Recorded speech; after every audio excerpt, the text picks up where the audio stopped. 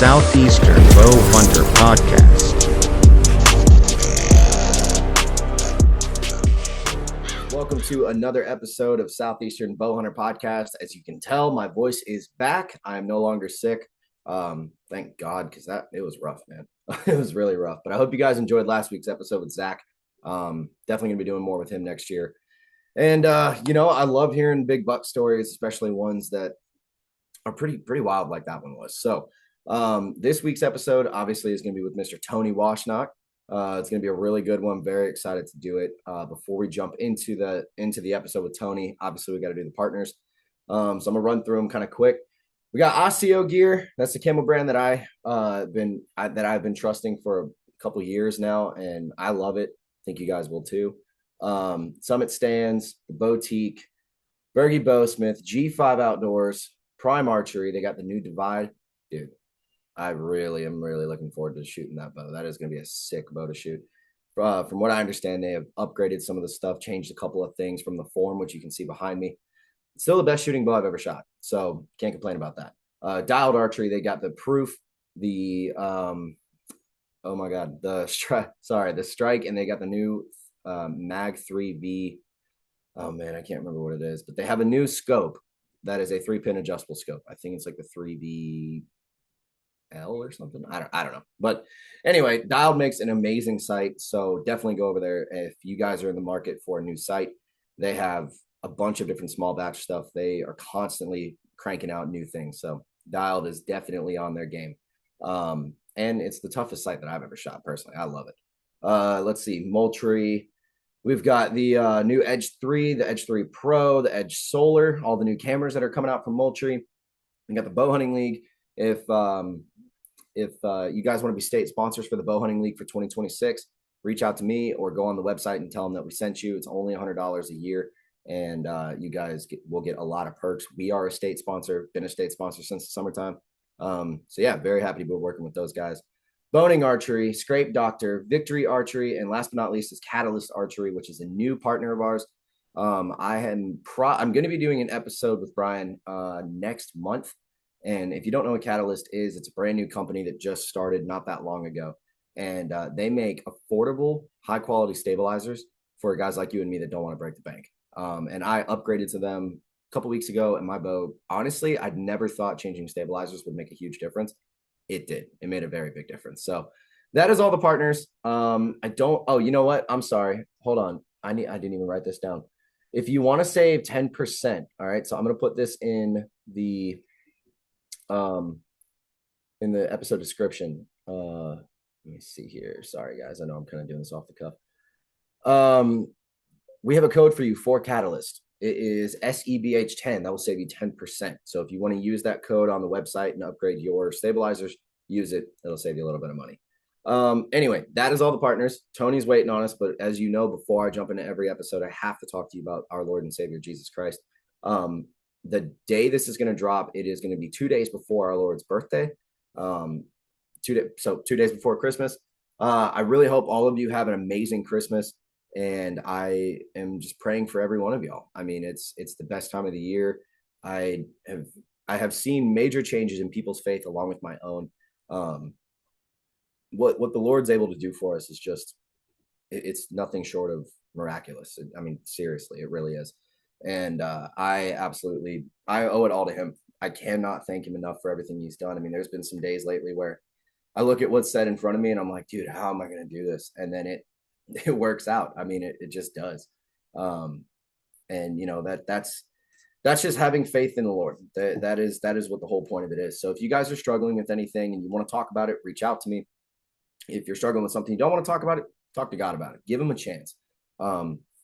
I'm telling you, he will not disappoint. So that's my little preacher moment. That's the intro. Tony is waiting on us, and I think we have a special guest. I'm pretty sure they're at deer camp right now. So it's going to be a very interesting episode. Let's get started with Mr. Tony Washnock. So you've seen the title. You know who this is. You probably follow him on TikTok, and he just shoots you straight. We got Mr. Tony Washnock at deer camp with, remind me again, I'm terrible with names, Dr. Jesse Roberts, right? Well, you did. You got it. You okay. did right. Just want to make sure. Peachtree Dental. Awesome. I tried, dude. I was throwing it through my head while we were talking. I was like, all right, don't forget. Cool. Well, you guys are at deer camp in one of the coolest cabins that I think I've seen. You got a whole wall of giants back there. What where are y'all at and how has it been so far? Yeah, we're in East Carroll Parish up here on the Mississippi River. We are on the Mississippi River side, but it's considered Louisiana. The river used to go around our property way back in the day, and so it's considered Louisiana, but it's on the Mississippi side. It's basically, as a crow flies, straight across from Transylvania, Louisiana, up there by Tallulah and Lake Providence. Okay. All that. Okay. And No wonder you saw so many hogs today. I didn't realize y'all were over there. Dude, that's wild. Yeah, we've got I mean, it's a problem up here. Yeah. We try to harvest as many as we can. We get helicopters, dogs, and thermals in the off season, and we just can't hardly stay ahead of them. And y'all haven't invited Troy Fowler out there yet to kill a couple hogs?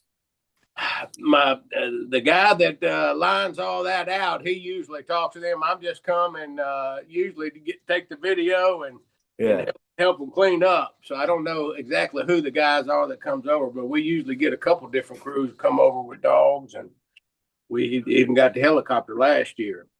Dude, that's so cool. That's on like my bucket list. Go to Texas and just shoot a couple hogs out of a helicopter. Yeah, I'd like to do it too. Yeah, I'd probably have to be tied in because knowing me, I'd fall out. But that's what tree stand harnesses are for. So it's fine. That's right. Cool. Well, all right. So before we dive into just the, I guess you could say the fun stuff or the nitty gritty, whatever you want to call it, I want to know a little bit more about you guys. So Tony, you obviously have kind of blown up on TikTok. You were on the Working Class Bow Hunter podcast. I know those guys pretty well. I love that episode. What made you want to start the TikTok and just kind of call everybody out and really just tell the truth? Like I feel like there's no fluff when you make a video. You just shoot them straight, and if they like it, great. If they don't, who cares?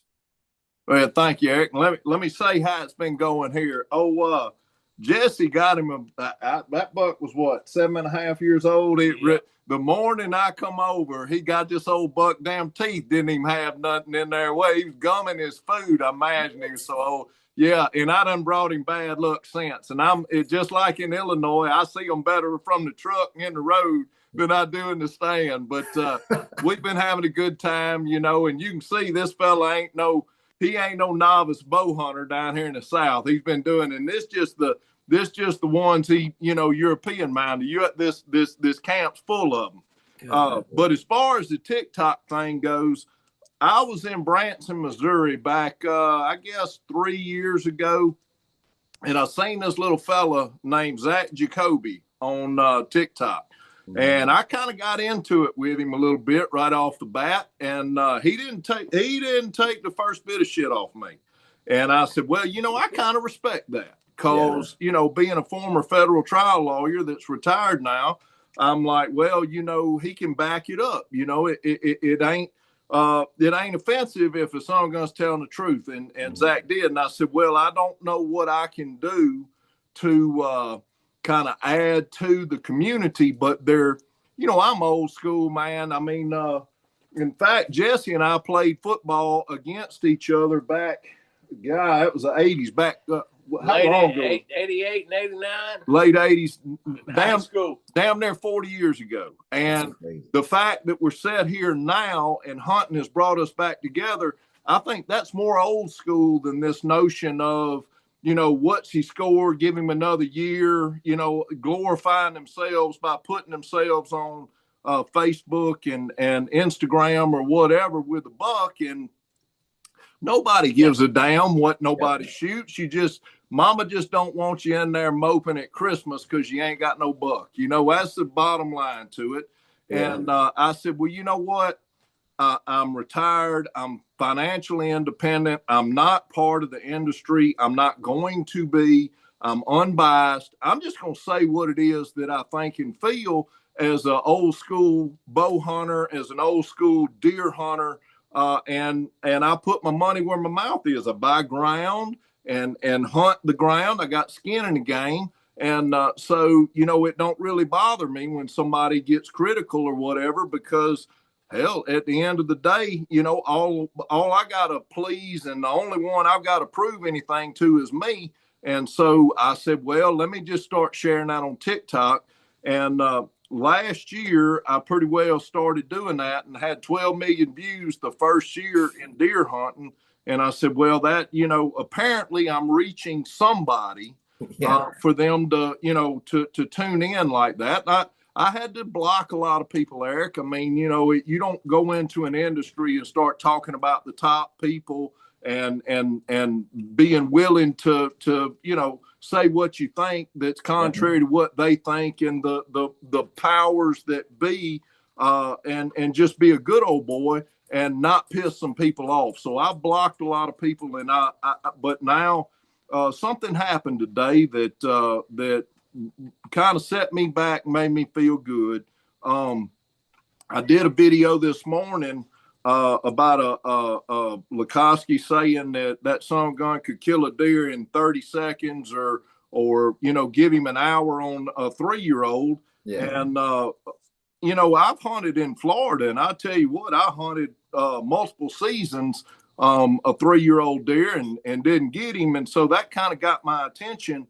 Well, I just did a little video saying, what, you know, wait a minute now, there's a difference between Iowa and 4,000 acres and, you know, Illinois and Indiana and these states and these southern states. It's a different thing entirely. And I think, you know, you as a industry top end person need to understand that you're not relatable when you say things like that, because until you do it, brother, until you go hunt a 3 or 3.5-year-old Florida buck, don't tell them folks that are hunting them things how easy it is, because it ain't easy. And at the end of the day, I just kind of I felt like, well, you know, I was just sharing my heart, and fella got on there, and first one said I was a pud, and the next one sounded like I was jealous. And what happened was, there's a fella from Kentucky that weighed in, Cole something other or something Cole, and he said, look, man, he said, Tony buys this land and invites people up from the South to hunt in the Midwest. He said, you know, I just don't feel like you understand what's being said and what's being done. And I wrote him and I said, you know what? Thank you, man. I think this fella's got jealousy in his ears for him to hear something like that, because at the end of the day, I'm not trying to do anything. I mean, I'm just trying to enjoy my retirement, and I'm not going to make this a job or anything like that. So I'll give you a raw and honest opinion. You ain't got to agree with it. It's my opinion. But you know, I got let's see, I got going on 37 years of building this opinion, and you know, bow hunting brings people together like two guys that 40 years ago played football against each other. Now we're sitting here, I'm having a beer, and this fella here is having him a tea or a water or whatever over a campfire, and about to eat some really good food and go out and bow hunt in the morning. And I just feel like there's more to the sport than what's he score and how big is he and how many can I put on my wall. I mean, there's a lot of folks out there that I think agree with me on that. Yeah, I mean, you're 100% right about the bow hunting thing, because I got two buddies of mine that I went to high school with, and I'm not going to say we weren't friends. We never hung out outside of school, but they've been on the podcast now, and like we're buddies now. And hunting brought us back together. They're two dudes. If you would have known me back when I was in high school, I was a punk little skater kid. Like, I wasn't hunting. I didn't know they hunted. I was interested in it, but I didn't know anybody that was doing it. So obviously I wasn't doing it. And then I start this, and they both reached out to me, and they're like, yo, man, you started hunting. That's pretty cool. You know, and we started talking. Now they hunt 30 minutes from me. Never even knew it. So yeah, it's crazy how it does bring people together. And like, you guys are a perfect example, you know, with that. And the thing about not being in the industry, I think you inadvertently got yourself in it. Maybe not in the sense of like having a brand or, you know, having a company that is in the industry, but people take your word for what you say. And like, I love it when I see something pop up or you stitch one of my videos that I did, which always, I'll tell you right now, I always send that to my buddies. I'm like, dude, Tony thought this one was good enough. Check it out. And then you've got whatever you've got to say about it. I mean, that's kind of where you're at now. And, you know, that I did want to, I'm glad you brought up that video from this morning, because that is something that I've been sort of kind of dealing with myself is like, okay, the past 2 years I was chasing one specific deer, right? And I didn't kill him. I saw him, but it was always something happened where I didn't get to kill him. And I was chasing like that. Okay, I want a Pope and Young, right? That's what I'm going to shoot. I'll pass up all these other deer to do that. And I passed up a bunch of deer because I thought I was going to do it and I never did. So then this year I had a bunch of deer on camera. They all disappear. And I'll be honest, I shot my first spike this year. I don't care. I've got just as hyped about that as I've done about this deer back here. So it's like there was the realization where size really doesn't matter. And even if you kill a 200-inch deer, nobody really cares. You know, like you're 100% right. A 3-year-old down here in Georgia, good luck. I've been chasing a few of them this year and I haven't seen a single one. So I understand like Lee's position where he does hunt like prime ground, Midwest, you know, giant whitetails, but we don't have that here. I mean, Lee Ellis might find a few, but that's it. I mean, that's basically where they're at. A 5-year-old generally in Georgia is about 120 to 130 inches, and good luck getting them. You know, Let me share with you a little bit about that, Eric. I hunted Brooks County, Georgia, for many years, and I lost my job. I've always been a little bit mouthy. And my first job was in Tallahassee, Florida, and I lost that job. I had to ask a man to let me deer hunt so I'd have food. I had a landlord that let me use my deposit as last month of rent, and she didn't just throw me out. So I was looking for something to eat, and I was sitting at corner of a peanut field in South Georgia, and a doe and a yearling walked up behind me, and all I had was an old 270 that I had refinished the stock on, and a 4-powered scope, I think old Redfield or Tasco or something, and maybe 5 bullets, and that's what I had to my name. You know, when you lose your job, you ain't doing so good a lot of times. And I turned around, I shot that doe, and best damn deer I ever killed. You know, I was going to survive the spring. And I say that because, you know, things happen for a reason and a long way. And that video this morning in part was Lee talking about how easy 3-year-olds are to shoot, or 3.5-year-olds, or whatever. And I did. I shot a 3.5-year-old that had been videoed between his place and my little old 40 acres down in the valley, and it was a nice buck, you know. And it'll be at the Iowa Classic. Zach Jacoby, oddly enough, he gets the assist on it because he taught me through it. I mean, I got my wire raised about neighbors putting stands on the line, looking at my field, and hell, I was in there, and 2 people drove in my field while I was in the stand looking for this deer. I mean, you know, when you got a caliber of buck that may go Boone and Crockett, you know, people know about it, and I'm not the only one that's seen it. And as it turns out, I put the old Georgia swamp stalk on him. I was getting a little bit anxious there towards the end of first gun, and had heard 25 shots, and I said, well, I'm going to put the pressure on him. I'm going in the sanctuary, and by golly, he was right where Zach and I had decided that he most likely would be, and I was fortunate enough to get the shot. And, well, it would have been a deer. I mean, if Lukowski let it grow another year or two, it probably, buddy, I don't. It could have been any number of records. It could have. Yeah. There's people that think it could have went, you know, as big as 200-inch typical. I don't know. It was a young deer, and I shot him, and I'm happy with him. Yeah. But I say all that to say that there's a lot to the mechanics that people go through, and we're all in it together in the sense of, we've all had those frustrations and failures. And my buddy here's got a story he told me last night around a campfire. And it's just one of them things that it's gold for a podcast or for clips. You just wait and listen. But I'm excited now. Yeah, it's a good story. It's a good story. Pressure on me now. I'm not that good. But. Well, I mean, you ain't even got to be. I mean, you lived it. But the point is, when we start trying to say, he needed another year, or the score is all that matters, or Boone and Crockett, what we start to do is we start to separate from one another. And then we forget about the struggles and the challenges and the frustrations that we've all been through. I've fallen out of a stand before. I don't know if you ever have, but I fell in South Georgia. And to this day, hell,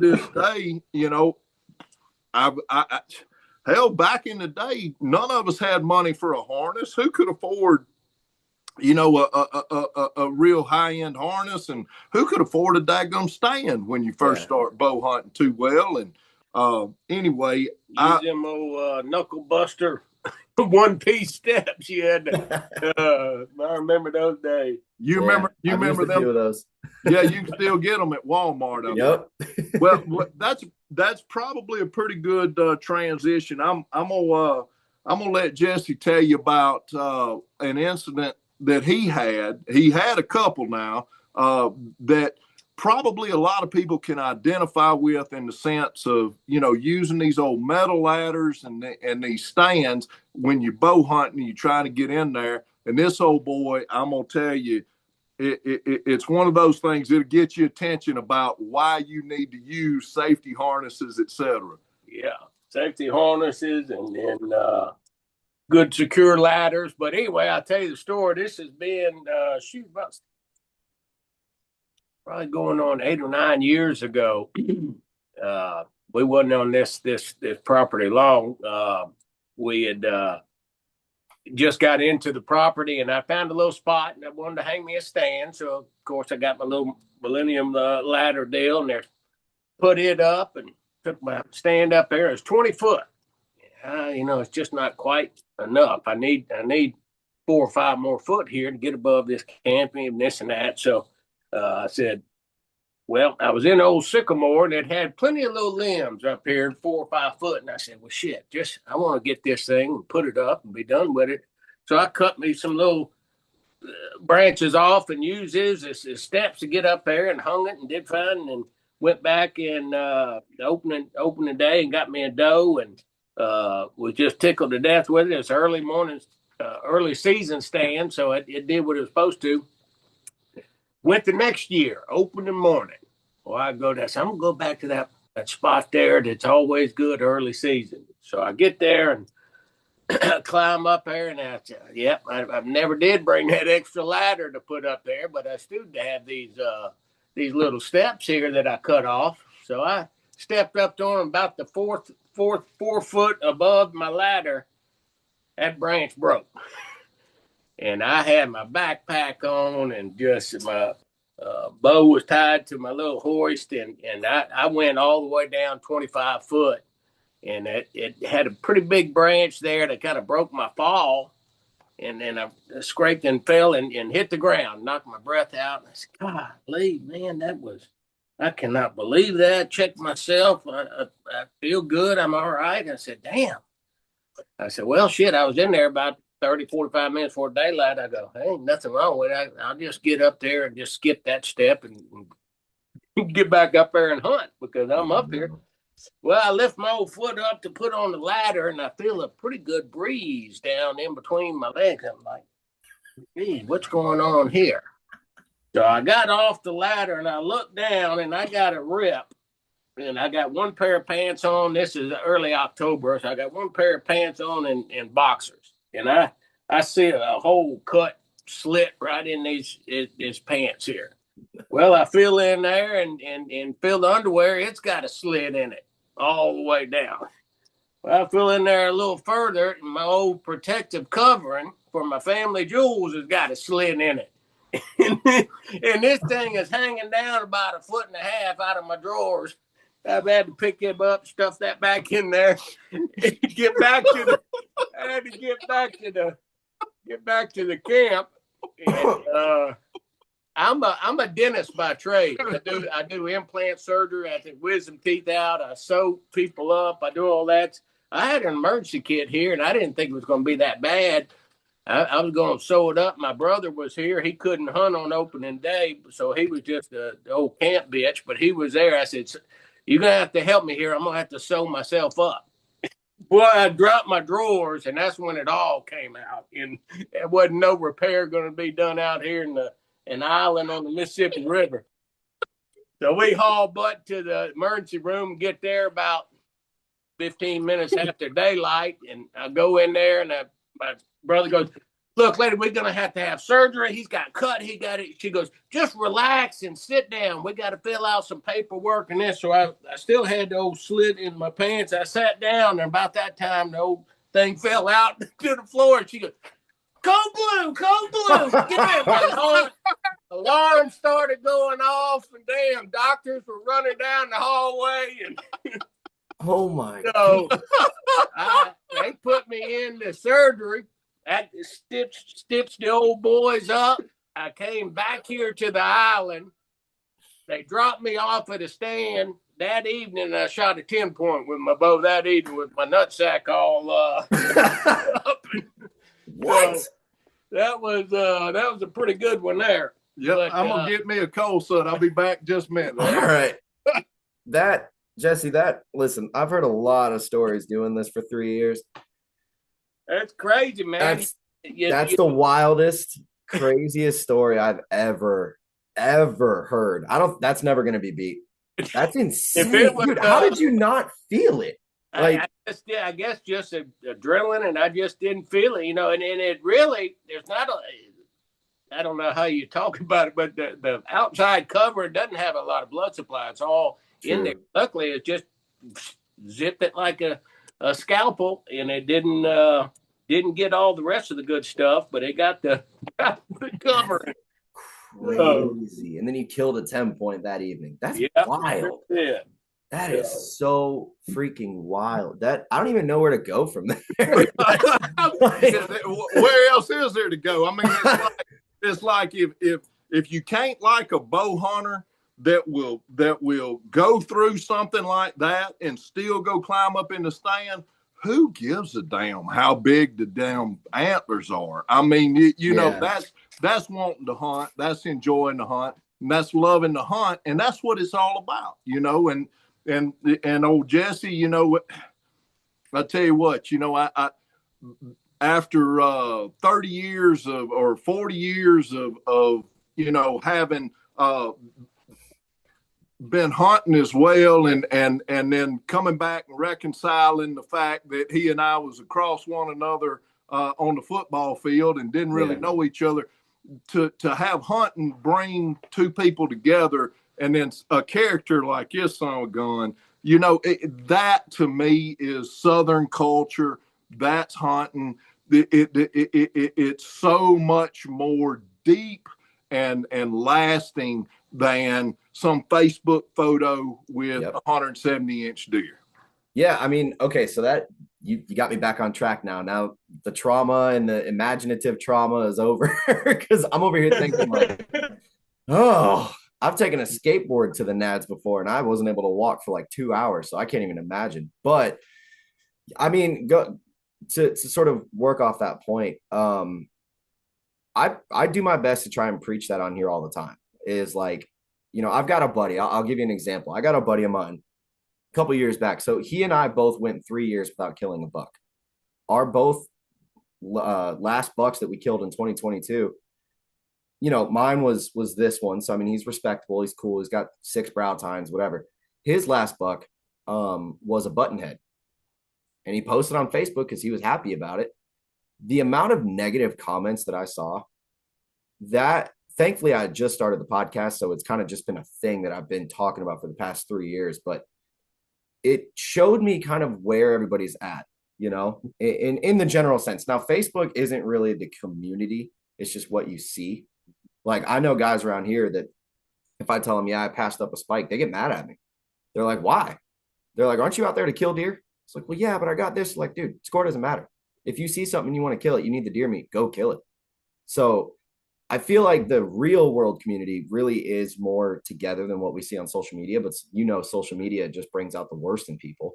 I mean, everybody thinks they're Conor McGregor on the keyboard, but then you call them out in person. Oh, dude, they're your best friend.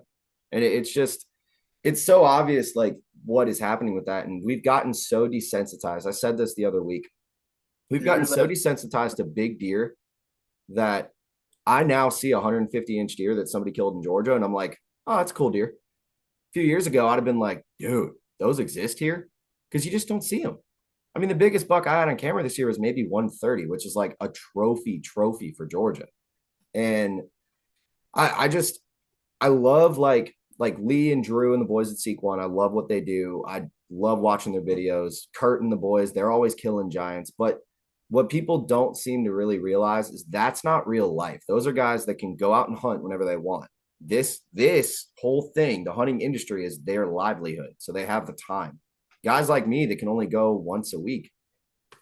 You know how hard that is to try and go kill a mature buck that you just can't go do sits every day for. Maybe some of your spots, like my biggest spot is 7 acres. That's not a lot of room. And I'm still trying to pull the mobile game and all that stuff with them. But we just get so worked up about big deer that it kind of, I'm not really surprised that hunter numbers are down because, you got a new guy that wants to kill a giant because he sees Lee Lukoski or Lee Ellis or whoever go kill a 200-inch deer. And then they live in, I don't know, like Maine or something, some place that doesn't really have that caliber of deer. And they're like, well, I want to do what they're doing, but I can't do it. And they go do something else. So it's just, I've been on this kick lately of we just need to get back to deer hunting. We need to be in there for the experience, not for some antlers that when we die are going to rust in a bar or whatever, Yeah, I'll tell you. Can't take it with you.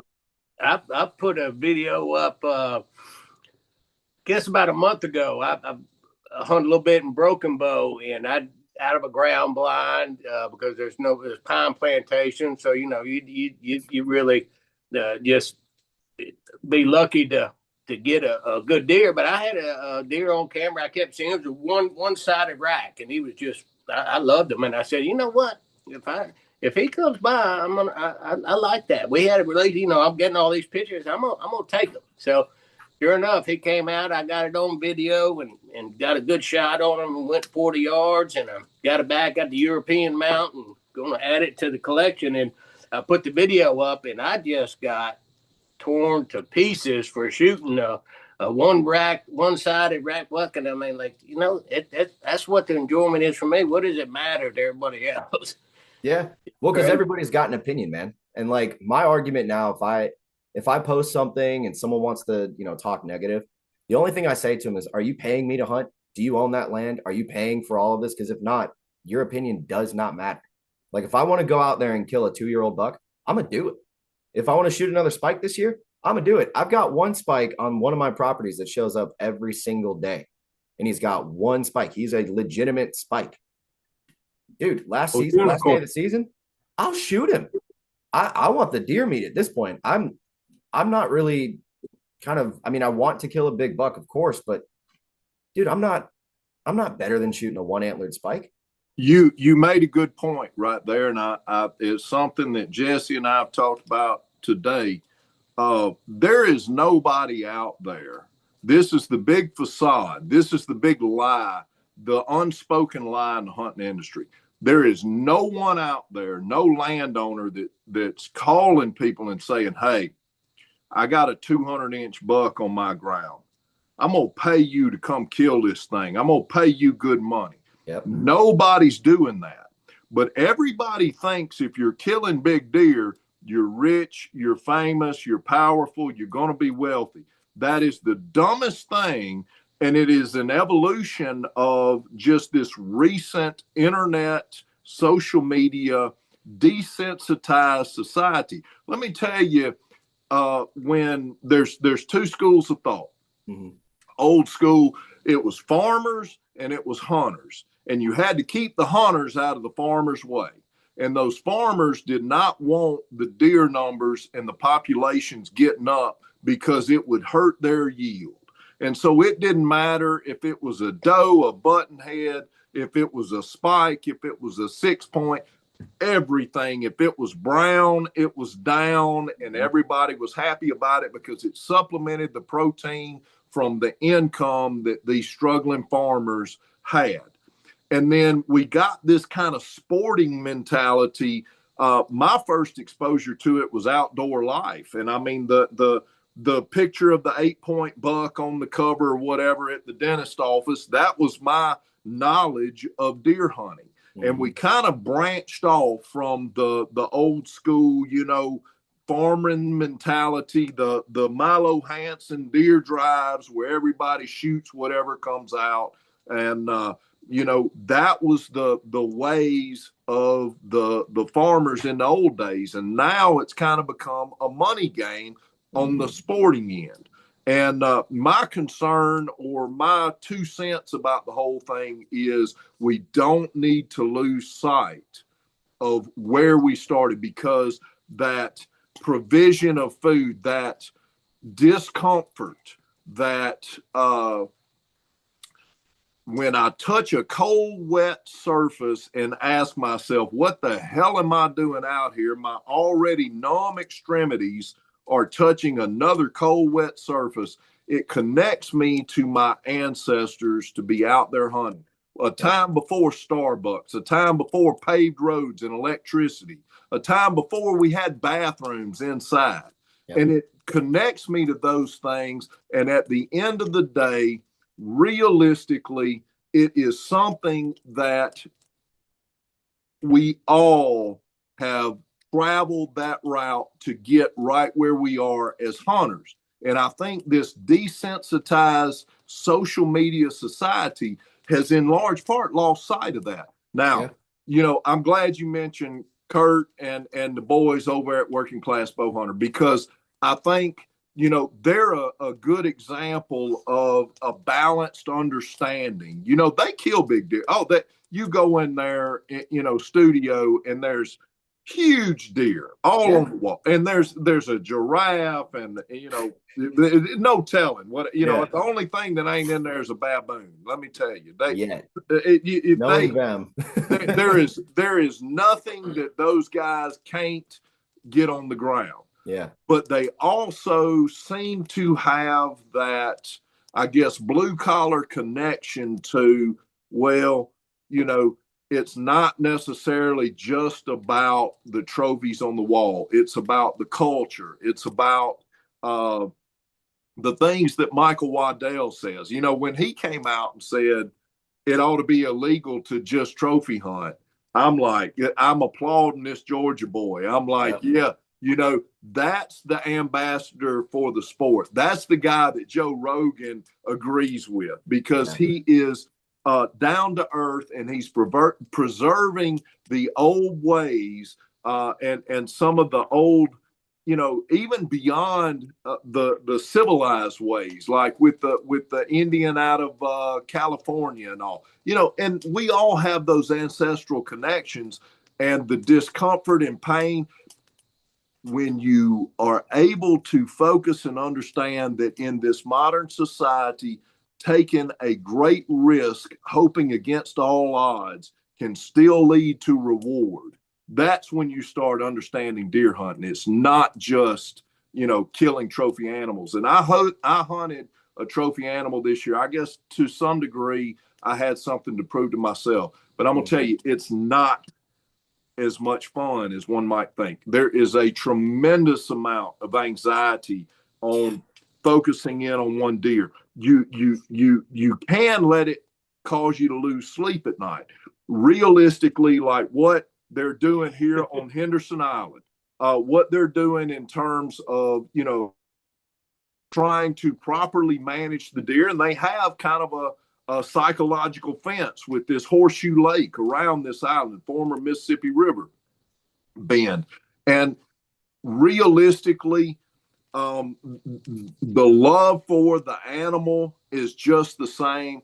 And there's more fun in going and sitting in a stand and saying, there's 5 bucks that may come through here that I'd like to shoot, as opposed to the anxiety that one feels in trying to hone in and harvest one single animal. Because I'm going to tell you, especially on small acreage properties, if you don't have a huge property, they've got 7,000 acres here, and there's probably some guys that do pursue just the big deer. But I'm going to tell you, the guys that go out there and are going to determine to make, to have an enjoyable day, if you rip your nutsack off or open or whatever, you're not going to go chase some damn single deer, but this guy's climbing back up in the stand and saying, if a Big Ten comes through, I'm still going to put one through the boiler room. That will keep you motivated to enjoy. And so, I feel you with the, trying to harvest a target buck first year. I'm not cut out for it. It's just the other deal.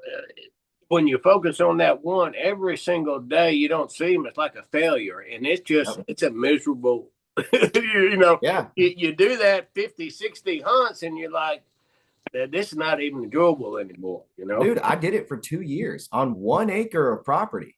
Oh, I saw every single other deer that was walking through there, and I only saw that buck in person twice. Now, the bad part is, and it's kind of ironic how it worked out, because, in Georgia, we can feed, right? And this was my father-in-law's parents' place. It's only 5 minutes down the road. So I was feeding multiple times a week. And these deer, I basically had them trained. I could send you a video of a doe that I named Vicky. I don't even know why I named her Vicky. I just did.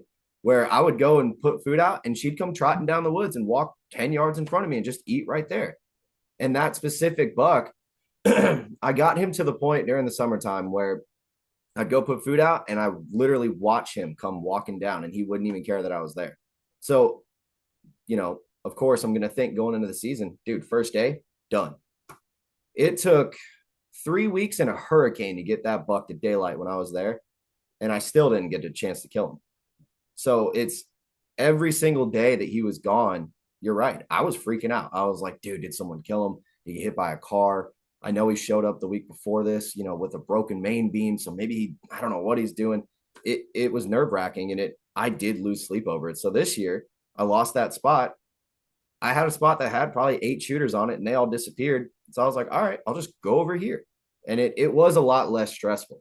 So my hat's off to the boys that chase one specific buck, but he's going to have to be some major funky rack or just an absolute giant for me to do that again. Cause it took the fun out of it.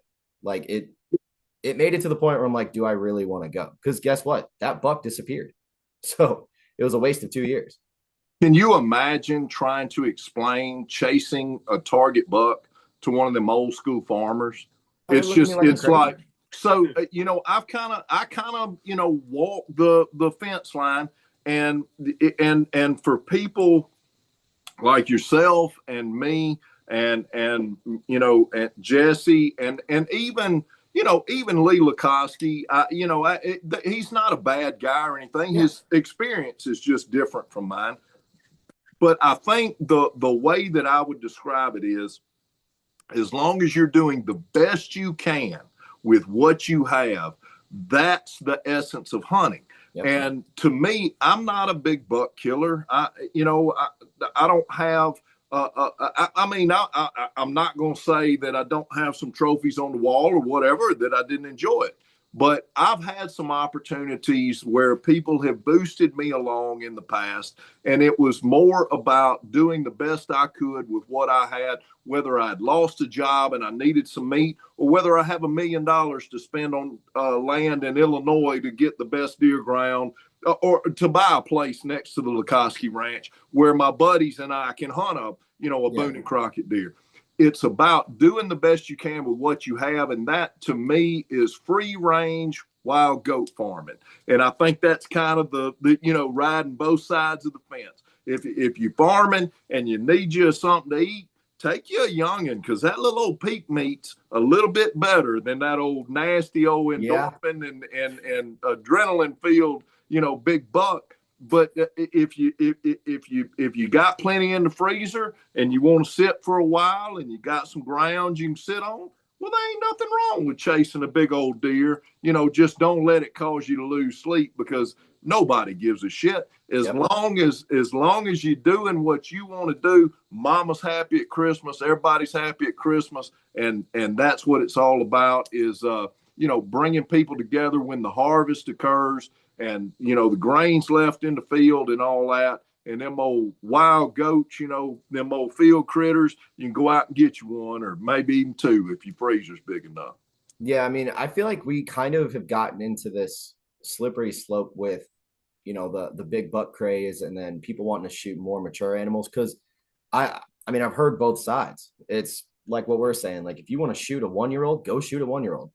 But then you got guys who are like, oh well, the mature bucks are more. You should shoot more of those because it's better for the herd and this and that. And then so you hear the cross section where they're both right. I mean, they're not, both ways work, but are you really, in a general sense, are you really wanting to spend all of your time passing up a bunch of deer just to kill one specific mature 5, 6, 7-year-old?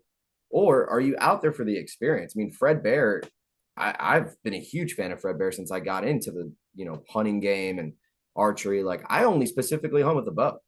I mean, I went on a rifle quota hunt this year. I was one of 2 guys with a bow out there, and I saw a pig.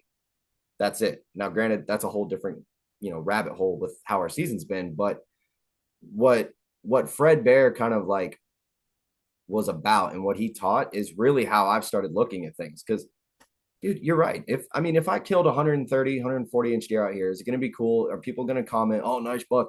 Yeah, okay, it's going to boost me up a little bit, but it's not like I'm not going to be getting calls from big name brands and be like, "Hey, come shoot our stuff, man." Like, no, I mean, the people that I work with on the podcast, they wanted to work with the podcast because of, I guess, me and like how I like to do this and just keep it real with people, not because I've got a wall full of 200s, you know? And I mean, I get it. Do people want to be like Josh Bomar with multiple 200s, or Spook Span with 32 something 200-inch deer? Yeah, that'd be great. But that's not reality. 120-inch deer is the general size, or 125-inch deer is the general size of a mature whitetail.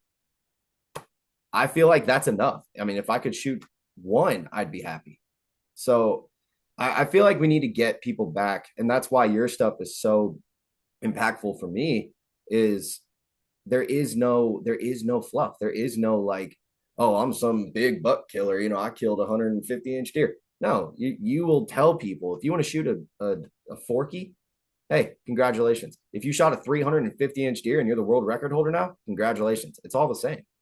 So, yeah, dude, I don't know. This podcast has been very refreshing for me. I always hear the big buck stories, and then I go out and I see squirrels, and that's pretty much how it's been the past month. I think Fred Bear would agree with the do the best you can with what you have. I think that Fred Bear was all about, and by the way, my first bow was bought at Sam's Club. It was a Bear Whitetail 2. And I still have my old Bear behind me. Yeah, and he was all about bettering yourself. And I think that it's a real easy, desensitized position to criticize somebody that's bettering themselves by saying you shouldn't be using a crossbow, you shouldn't be using a rifle. But, there is a certain amount of respect for somebody that'll get out there with a compound bow, or get out there with a recurve or whatever. If you're doing the best you can with what you have. And, when I was in college, that's the best I could do with what I had, because I couldn't afford anything else. So I had to choose one, and my college curriculum was archery, and we had old long bows that, the school provided. And so, I got me a whitetail 2 and shot in the hay bales, just like everybody else, and took a couple does with it. And my friends and I, we had a great time doing it. And I think the fellowship in the community and the camaraderie, I think the culture of hunting, that's what has to be preserved. That's what's the most important. The size of the antlers, and this braggadocious mentality of, well, I got my 182, doing this, or I got my 174. I really think not only does that pervert what it was that Fred Bear stood for, but I think that perverts what Teddy Roosevelt stood for in founding Boone and Crockett. I think he was trying to bring some emphasis on stewardship and, proper doing the best you can with what you have back in the day in the 1800s. And that's how we got this deer herd was, all of the conservation efforts and things. I don't know how much we have left of our hour, but really, I do think that if we're able to kind of, without disrespecting the people that are doing the best we can with what we have, if we can recognize that we are going in the right direction without desensitizing the younger generation, I think it's an overall success all the way around. I agree. I completely agree. And I'll tell you this, that I feel like some hunters need to be more open-minded. I got humbled recently because I used to talk so much crap on deer drives. Like I used to say stuff about Milo Hansen that I'm not really proud of. I used to be like, man, why is he the world record holder? We got all these other bucks, and he's some dumb lucky Canadian, blah blah blah. And one of my buddies went on a deer drive in Michigan I think it was last week or the week before, and he calls me up the next day and he's telling me all about it. And I was like, dude, you proved me wrong. I was totally wrong. I just thought it was a bunch of people with guns and walking in and spooking up deer and you shoot whatever you see. And I mean, in the most simple form, yeah, sure. But he was telling me how they were planning. They were doing exactly the same thing I do when I go to public land and I'm looking at terrain features and I'm saying, oh, there's a creek here, I'm gonna go there. They did that exact same thing. So I was like, okay, I still probably wouldn't do it just because that's not like my preferred way to go. But I respect the hell out of it now because I see there's more that goes into it. It's not just Elmer Fudd out there shooting at everything. So yeah, dude, we all just need to be more open-minded. That is the one thing that I've kind of picked up is like, if someone shoots a spike, be happy. If they shoot the world record, be happy. It doesn't matter. Unless you're paying their bills, you have no skin in the game to tell them what they're doing. And take what makes you shake, baby. Exactly. But look, man, I don't want to hold you guys too long. So I guess tell everybody where they can find you. And I want to know. All right, let me ask you this before we do that. Do y'all have anything showing up that I may be seeing dead photos of soon? How's it looking? All right, do you think that we're gonna have a buck on the ground before you guys are done out there? It's the right time. I can tell you that. We're seeing a lot of rut activity. It doesn't help when it's 24 degrees Saturday and here it is Wednesday. We're almost 70 degrees. So yeah. that has been a challenge for sure. But we put our eyes on a few. We're going to try to get a game plan in the morning. And that's kind of what we're talking about. To us, that's the enjoyment. Is planning, thinking. You got this one, and if it happens, great. Everybody wants to kill a nice deer, but just the whole process of planning and doing what you see, that's what it's about for us. At least for me, everybody would love to kill a big deer, but you have that dictate everything you do. It gets where it's not real enjoyable, I think. So we got another day or so. So we'll if we do, I'm not an expert like Tony here. I'm just mine on TikTok is Dr. J Rob, and I just basically film a lot of my hunts and a lot of the deer activity. But I saw Tony on there, and we reached out and started talking, and sure enough, we knew each other 40 years ago. Well, we really didn't know each other, but we knew we played against each other, and it bringing us back together is pretty cool. So I'm gonna be updated. I'm gonna say I hope not, but or at least I did when I crossed the river on the ferry here. I just come over because Jesse told me that he was going to donate some meat, and I had some Christmas gifts to give, and got some cousins that prefer that venison pretty good. But then Jesse and I was riding on a trail today, and we seen a big dog, and we're gonna get after him in the morning. I just hope to get him on video, and we'll see what happens. But the work starts soon as you put something, through that old animal. The work starts, and I just don't know, man. It wouldn't be a bad thing, and I'm gonna give it my best shot. But I'm gonna be just as happy if I go back with some donated meat to give as Christmas gift. And Tony Washnock on TikTok, Facebook, Instagram. I don't do much on them meta social media platforms, but I do appreciate some followers on TikTok and all, and hopefully by next year I can save that. I put it in trust and I save it up, and I take a youngin with cancer in a fence and let them shoot one with the proceeds from TikTok. So if you watch, even if my ugly face offends most of you, just watch for 5 seconds before you jump off, because you supporting a child with cancer's dream. Dude, that is so cool. I didn't know you were doing that. That's awesome. Yeah, everybody that's listening, go. I don't care if you follow him or not. Go over there and watch all of his stuff, every single video. All right.